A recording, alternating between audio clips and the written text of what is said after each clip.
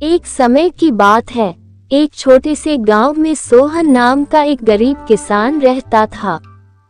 उसकी जिंदगी बहुत कठिनाई से गुजर रही थी। सुनो राधा, मुझे खेतों के लिए जल्द ही निकलना होगा। उसके पास एक छोटा सा खेत था जिसमें वह खेती करके अपना और अपने परिवार का पेट भरता था, परंतु उसकी मेहनत के बावजूद उसकी फसल अच्छी नहीं होती थी। अरे ओ सोहन, कहाँ है तू? बाहर निकल। लगता है कि सेठ जी आए हैं। राधा, अब मैं सेठ को कैसे बताऊं कि मेरी फसल इस अच्छी नहीं हुई है? अरे ओ जी, आप सेठ जी से थोड़ा और समय मांग लीजिए। क्या हुआ सेठ जी, आप और यहाँ? अरे तू तो ऐसे दिखावा कर रहा है जैसे तुझे कुछ पता ही नहीं है। तू मेरे पैसे कब देगा? सेठ जी, अभी मेरे पास पैसे नहीं हैं, मुझे कुछ दिन की और वक्त दीजिए। ठीक है सोहन, मैं तुझे कुछ दिन का वक्त और दे रहा हूँ। अगर तू मेरे पैसे नहीं देगा तो दे लेना, तेरे लिए अच्छा नहीं होगा। सोहन हमेशा कर्ज के बोझ तले दबा रहता था।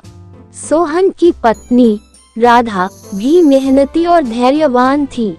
वह हमेशा अपने पति का हौसला बढ़ाती और कहती, भगवान पर भरोसा रखो सोहन, एक दिन हमारे अच्छे दिन जरूर आएंगे। सोहन भी कभी हार नहीं मानता और खेत में कड़ी मेहनत करता रहता, लेकिन साल दर साल उसकी स्थिति नहीं सुधरती और वह अंदर से टूटने लगा। मैं क्या करूं राधा, मेरे ऊपर पहले से इतना कर्ज है, ऊपर से मेरी फसल भी अच्छी नहीं हो रही है। आप चिंता मत करो सोहन, भगवान हमें कोई ना कोई रास्ता दिखाएंगे। एक दिन जब सोहन अपनी फसल से निराश होकर खेत से लौट रहा था तो उसे जंगल के पास एक बूढ़ा साधु मिला। साधु ने सोहन को उदास देखा और पूछा, बेटा तुम इतने निराश क्यों हो? सोहन ने अपने जीवन की सारी परेशानियां साधु को बताईं। साधु ने उसकी बातें ध्यान से सुनी और फिर एक चमकता हुआ पत्थर उसकी ओर बढ़ाया। साधु ने कहा, यह एक जादुई पत्थर है, इसे अपने घर ले जाओ और रोज सूरज उगने से पहले इसे अपनी खेत की मिट्टी में दबा दो।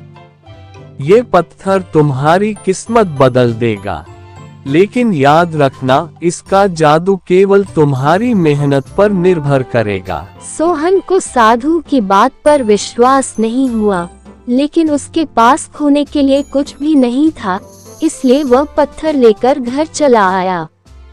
अगले दिन सुबह सुबह उसने पत्थर को खेत में दबा दिया और रोज की तरह मेहनत करने लगा। कुछ ही हफ्तों में उसकी फसल लहलहाने लगी।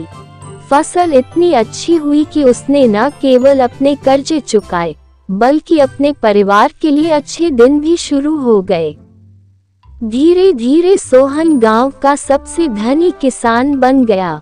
वह साधु का आभारी था, लेकिन उसके मन में जादुई पत्थर को लेकर जिज्ञासा बनी रही।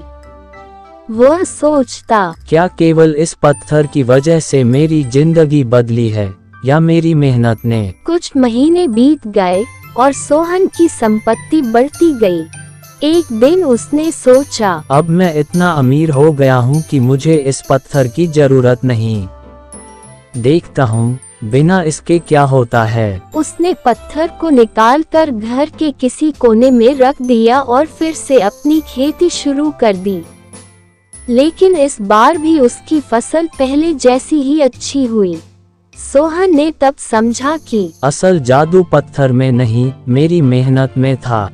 साधु ने मुझे सिर्फ प्रेरणा दी थी और मेरी मेहनत ने सफलता दिलाई। उसने पत्थर को एक मंदिर में रख दिया और भगवान का धन्यवाद किया।